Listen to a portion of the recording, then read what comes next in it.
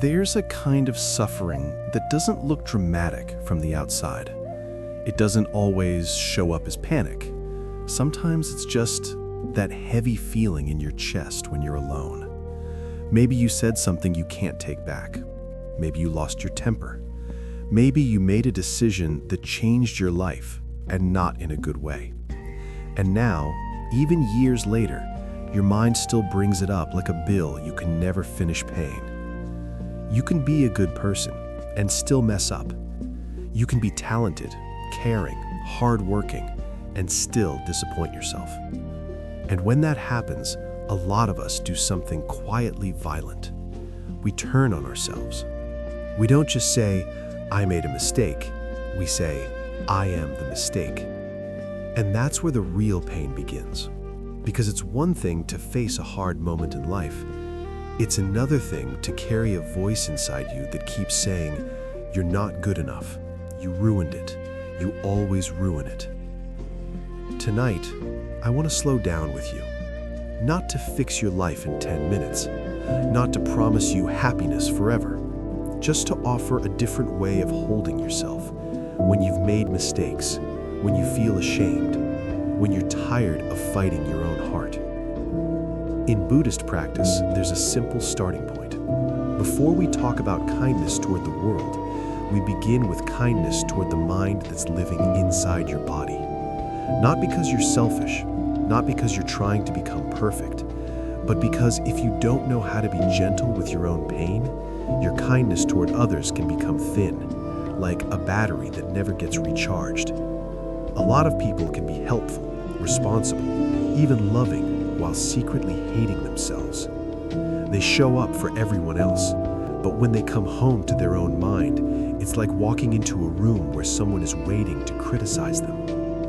And maybe you know that feeling. You said, "I love you" to people in your life, to your kids, your partner, your parents, your friends. But saying "I love myself" sometimes feels embarrassing, or fake, or impossible. So let's not start with "I love myself." Let's start with something more honest. What if I didn't abandon myself? What if self-love, at first, is simply not leaving yourself alone in the dark? One of the biggest reasons we suffer is because we label ourselves. And labels can feel like truth. I'm the angry one. I'm the lazy one. I'm the one who can't get it together. I'm the one people leave. Maybe it's not even a word. Maybe it's a story. I always mess things up. I'm too much. I'm not enough. And here's what happens. The more you repeat a label, the more your mind starts living inside it. It becomes your identity. And it's strange, isn't it? We don't talk to a friend like that. If your friend came to you and said, "I made a mistake, so I guess I'm garbage," you wouldn't agree with them. You'd probably say, "No, you're a human being who had a hard moment." But when it's you, the mind gets harsh. It gets absolute. It acts like one chapter is the whole book. In Buddhist language, we might say this is a thought pattern, not a life sentence. A label is not who you are. A label is something your mind is doing, and anything your mind is doing can change. There's another gentle truth here. Mistakes are proof that you're trying. People who do nothing make fewer mistakes, but they also don't grow much. Every person you admire, every wise elder, every steady soul has made mistakes. The difference isn't that they never fell. The difference is they didn't build a home on the floor. They learned, they stood up, they kept going. Your mistake doesn't define your character unless you decide it defines your character. So instead of asking, "What's wrong with me?" try asking, "What can this teach me?" without destroying me. Accountability doesn't require cruelty. You can take responsibility for your life. Another habit that steals self-love is criticism. Not constructive honesty, not wise reflection. I mean the kind of criticism that makes you feel small, the kind that whispers, "You should be better than this." Sometimes we aim that criticism at other people. We judge, we compare, we roll our eyes. And when we do that, we quietly train the mind to believe in perfection. We create standards that no human can maintain. Then, when we fail to meet those standards, because of course we do, the same mind turns inward and attacks us. It's like building a courtroom in your chest and sentencing yourself every day. So what would it be like to soften that habit? To speak to yourself in a way that actually helps you heal, not with excuses, with honesty, but also with dignity. Take a breath with me for a moment and just notice. Nature is not obsessed with perfection. A mountain isn't perfectly symmetrical. A tree doesn't grow in a straight, flawless line. Even the ocean is messy, and yet it's beautiful. In the same way, being human is not about becoming a flawless object. It's a journey. It's learning. It's losing and rebuilding.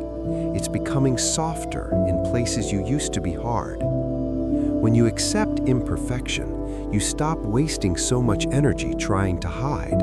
You stop fighting reality, and something opens up. You become more workable, more teachable, more alive. Not because you're perfect, but because you're honest. Here's a small practice you can try. It takes less than a minute. Tomorrow morning, before you grab your phone, before you run into the day, just sit on the edge of your bed, put one hand on your chest if that feels natural, and say quietly, in your own words, no matter how imperfect I am, no matter what mistakes I've made, I will not give up on myself. Not I will be perfect, not I will never struggle again, just I won't abandon myself. And if you can, add one more line. Today, I'll take one small step toward being kinder, toward being wiser, toward being more at peace. That's it. It's not dramatic, but it's powerful because it changes the relationship between you and your own mind. There's a story in the Buddhist tradition about a monk known for deep patience. One day, a man wanted to test him. He came from behind and struck him hard. The monk fell forward.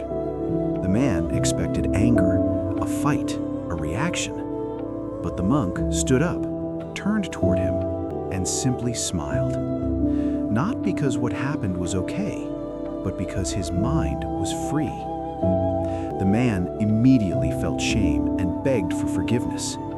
And the monk said something simple: I forgave you the moment it happened.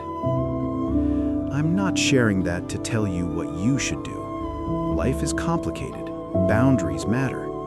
I'm sharing it because it points to something very human.